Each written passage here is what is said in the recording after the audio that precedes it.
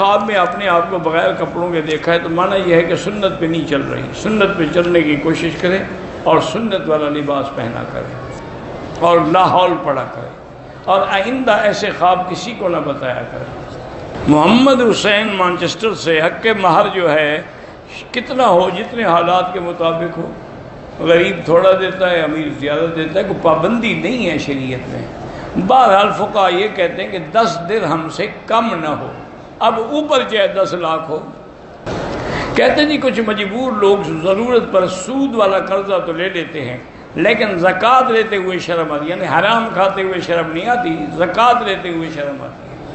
وہ سود والا حرام نہ کھایا کرے، زکوٰۃ لے لیا کرے، قرضے والے کے لیے زکوٰۃ جائز ہے۔ دونوں ہاتھ جوڑ کے جو نمسکار کرتے ہیں یہ ہندوؤں کا رسم ہے، اس کا اسلام سے کوئی تعلق نہیں۔ اسلام میں ہے تحیتہم یوم یلقونہ سلام، السلام علیکم۔ سلمان نے لندن سے سلام عرض کیے ہیں بچوں کے لیے، اللہ اور اس کے بچوں کو اور ہر مسلمان کے بچوں کو اچھا بنائے۔ رات کو نفل نماز اگر تہجد ہم پڑھ رہے ہیں گھر میں تو اونچی آواز میں قرآن پڑھ سکتے ہیں، ہاں اگر اور کوئی ڈسٹرب نہیں ہوتا، اس کی نیند خراب نہیں ہوتا، آپ بالکل اونچی آواز سے پڑھ سکتے ہیں۔ تہجد کے وقت میں ہم تہجد کی نماز پڑھیں یا قضا نماز، قضا پڑھیں وہ زیادہ بہتر ہے، تہجد تو نفل ہے نا۔ بہرحال میں نے باہر کے ملک میں نوکری کی ہوئی ہے، داڑھی تو مجھے رکھی ہوئی ہے لیکن وہ کہتے ہیں چھوٹی کرا لو۔ بہرحال کوشش تو کریں، امتحان ہے، اگر آپ جمے رہے تو انشاءاللہ آپ کامیاب ہو جائیں گے، اگر ڈھیلے پڑ گئے تو پھر آپ جانیں آپ کیوں، اب شریعت میں تو حکم نہیں ہے کہ آپ چھوٹی کرائیں۔ اگر کسی پر پیسوں کا پچھلا حساب رہ گیا ہے اندازے سے کر لیں، کلمہ ایک ہے یا 6 ہے، وہ 6 کلمے اسی ایک کی بنیاد ہیں۔ جیسے اب نماز تو ایک ہے لیکن رکعتیں 4 ہیں، پھر ایک ہی پڑھا کرو نا۔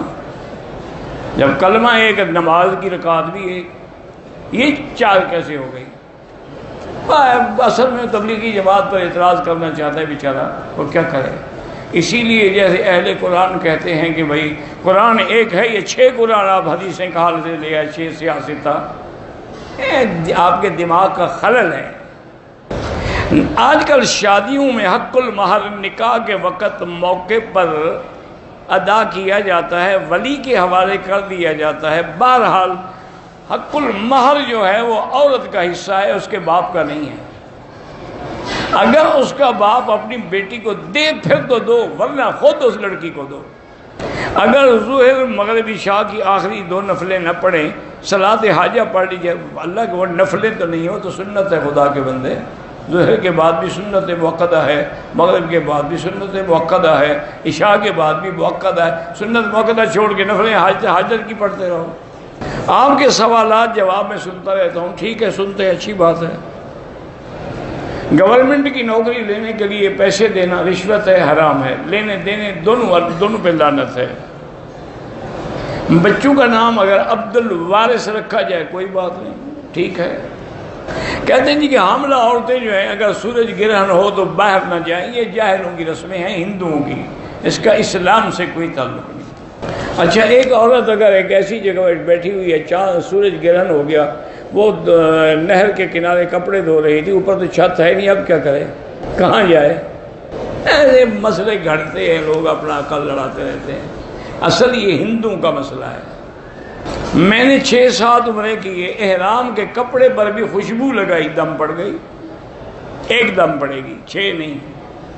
آج کل شیعہ اور بعض سنی بھی ابو طالب کو اپنے وقت کا نبی کہتے ہیں، کوئی بھی نہیں کہتا ابو طالب کو نبی، کوئی نہیں کہتے۔ پہلی دفعہ میں تمہارا لکھا ہوا پڑھ رہا ہوں، میں نے زندگی میں نہیں سنا کسی نے ابو طالب کے تو اسلام میں بھی شک ہے، اس نے تو حضور کے کہنے پر بھی کلمہ نہیں پڑھا، کہا انا علی دین عبد المطلب۔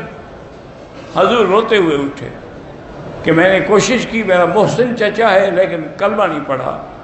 اللہ نے قرآن اتار دیا کہ انک لا تہدی من احببت، حضور جن کو آپ محبوب رکھے اس کو ہدایت نہیں دے سکتے، ہدایت میرے ہاتھ میں ہے۔ آپ نے اس کو نبی بنا دیا، نعوذ باللہ، انا للہ و انا الیہ راجعون۔ میرے استاد ظفر خٹک کینسر میں، اللہ شفا دے، سورۃ یاسین یا قرآن پڑھ کے حضور کو بھی ہدیہ کر سکتے ہیں۔ مردان سے آپ کو سلام کہا ہے، اس کو سانس کا مسئلہ ہے، اللہ شفا عطا فرمائے۔ ہم کالج میں پڑھتے ہیں اور ہمیں غیر محرم عورتیں پڑھاتی ہیں، بہرحال اگر مجبوری نہ ہو تو کالج بدل دو، چونکہ جب غیر محرم عورتیں پڑھائیں گی تو آپ دیکھیں گے بھی، بولیں گے بھی، سوال جواب بھی کریں گے۔ حضور کی زیارت حالت بیداری میں ہو سکتی ہے، اللہ چاہے تو کرا دے۔